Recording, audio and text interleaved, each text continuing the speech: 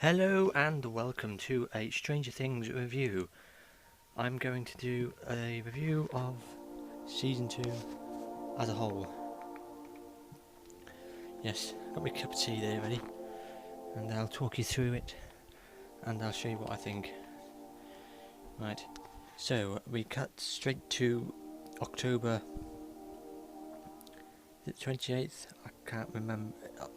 I'll have to restart watching it, because I've only watched it about 3 times and I still can't even remember. But we start off, it's October, it's coming up to Halloween, and the first thing we see is this gang of people escaping the cops in Chicago. I thought that was a great opening scene. That made a whole lot of people think that they weren't watching Stranger Things, that they were watching something else. It's quite funny. I found that quite interesting, and the Duffers did well on that, because I've watched people reacting to it, and some of them are thinking, hang on a minute, what's this got to do with Stranger Things? Am I watching the right show? Well, you are watching the right show. Straight to it. As soon as we reach Hawkins, we know we're back in the same town as we were last year. The environment's the same, nothing much has happened apart from the events of last year. You've got Will still trying to recover from last year's events. You got Mike feeling sorry for himself because he still thinks Eleven's out there, which at the end of the season, he's glad to have her back, and in truth, I'm glad that she came back, because I think Mike would still have thought she's got to be out there somewhere. Still trying. 3 years later, she's still trying. No. Can't accept that she's dead, but yeah, I'm glad that they did that and brought her back. Bob, the new guy, brilliant actor. He did fantastically well in this show. I love the scene where he comes in the house and Joyce and Mike are there with Will, and they're mapping out tunnels from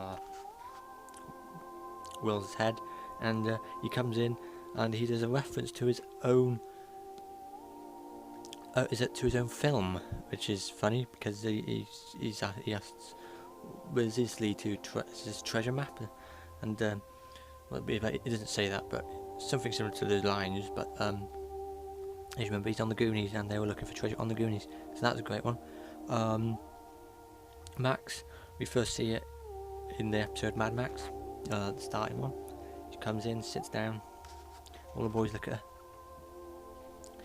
and they're wondering why she's so good at video games, because they go to the arcade, and Dustin's the one that's basically the best at any video game in the arcade, until Mad Max comes along, and Lucas and Dustin fall in love with roughly that part of the way. They like her that much that they think, oh, she's new, she's different. So yes, and then they invite her to Halloween, and they go dressed as the Ghostbusters, which is fantastic. So yes, you can see that YouTube is actually playing on my TV, and I'm just going through it. Anyway, back to what I was saying. We see the outline of what's going to happen through the series. Roughly, you've got Dustin teaming up with Steve to find his little pet. I found that fantastically well. The teaming up, I didn't think it would go well at the beginning, but it went superb. From going from being with Nancy to go from Dustin, and now we got Jonathan not doing much in series 2. Really, he's just basically following Nancy about and trying to act like he hasn't done anything for the past year. Most probably he hasn't done anything. The new guy in the lab, I've forgotten his name, but he's played by the great I've forgotten his damn name now. Put his name in the comments below if you know it. The one that replaces Dr. Brennan. God, my mind's gone blank. Anyway, he's fantastic. He does a superb job. You kind of like him, but you kind of hate him. There's two sides to this one. He's not a Dr. Brenner, I can tell you that, because at the end of the season, he does something really kind and shocking. It's turning Mr. Hopper into a dad for 11. The story about Elle, that's a good one. You've got her going to her mum's house, and she discovers what happened to her mum, and she goes exploring, and she finds out she's got a sister, 008. I want to know who 007 is going to be. Is that going to be an English girl, an English boy? It's going to be something similar to James Bond, isn't it? And 009, and the rest of the kids. Anyway, back to it. She goes and finds her in Chicago, and yeah, that's fantastic. Not many like that episode. That's episode 7, I believe, where Elle goes to Chicago. It kind of reminds me of what the story is. That bit there, it kind of reminded me of Home Alone 2, Lost in New York, when the kid goes round the streets and looking and all that, and in the wrong place, but it's roughly different to that as well. And there's a lot of references in these in the season. There's a lot more than last year, I can tell you that. You've got a lot more music. You've got films that are relevant to the year, because you see scenes where you've got people dressed as the Karate Kid, you've got Risky Business, Ghostbusters, you've got reference to the Terminator. See, all great films come out in 1984. 1985, I don't know what they're going to do, because there's quite a good there's loads of good films that come out in 1985. The Goonies is one of them, so I wonder if they'll do some sort of big reference to that, like they did with the Ghostbusters, because I can see the kids actually watching that and thinking, oh, it's similar to this film's similar to what we did last year, wasn't it, when we went through the tunnels in the Upside Down. So yes. So apart from that, it's a great show. I've 9 out of 10. I'm rating it 9 out of 10 because you can't beat the first season. Nothing is better than the first. Like a film, Jaws 2. You can rate Jaws 10 star. You can rate Jaws 2 about 8 stars. Still a good film, both of them. But then they start going downhill, don't they?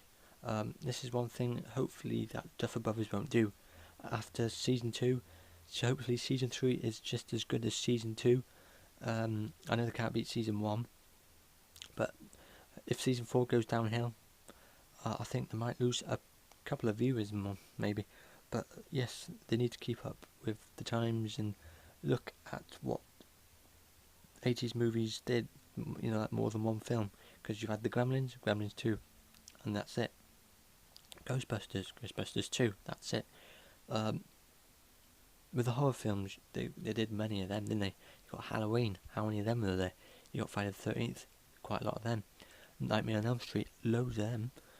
But hopefully they go in the right centre and pick the right spots and think, if we do it that way, it might go downhill and the viewers might not catch on, and I might lose viewers, so many viewers that Netflix have just going to show it, but they're going to think of scrapping it, like they basically did with one of their shows, which I believe some porn channel's going to take over for some reason. I don't know. I've forgotten what it's called, but I know that there's a Doctor Who star in it. I'm not saying anything else because this is technically not anything to do with that. This is something to do with Stranger Things. So yes, season 2 as a whole, very good. Storylines, fantastic. The props that they used, brilliant. I'm still confused with the turtle. As you know, Dustin has a turtle, and it disappeared. But in the after show, the Duffer Brothers says it got eaten by the Demodog. So hopefully that's true, or maybe It's not true, and he escaped the damn dog and did a runner, and can't see a turtle running that fast, but you know. But yeah, so season 2 as a whole, I liked it. I thought it was great. You can't beat season 1 though. Season 1 is just the starting of a brilliant show. And to be honest, you didn't have the only downfall with season 1 is Noah Schnapp. He wasn't in it much, but I know that from what I've seen in season 2, he was a fantastic actor. There's people out there saying that he deserves an Emmy. So yeah. Noah Schnapp, he did brilliant in this season. Got to see more of him. Did we see anybody else more of? I'm not entirely sure. I think Mike's not really doing himself. He's away from everyone else. But yes, brilliant show. And wait till season 3 comes out. So yes, I want to update you. Apart from that blob of season 2, I've gone and ordered some Stranger Things merchandise, and they're coming in the post, and I'll do a review on them in the future. So hope you've enjoyed this. I'm not entirely sure you will. It's kind of boring listening to my voice over and over again. Excuse me, but yeah, hope you enjoyed it. Stay tuned, subscribe, go and watch my other videos, and stay a true fan to Stranger Things, even if it might go downhill. I don't think it will though, but you know, stay a true fan of Stranger Things, and hopefully there'll come some good out of this show. Emmys. Hopefully next year they might get an Emmy. So yes, thank you very much for watching. I hope you've enjoyed this, and stay tuned. Goodbye.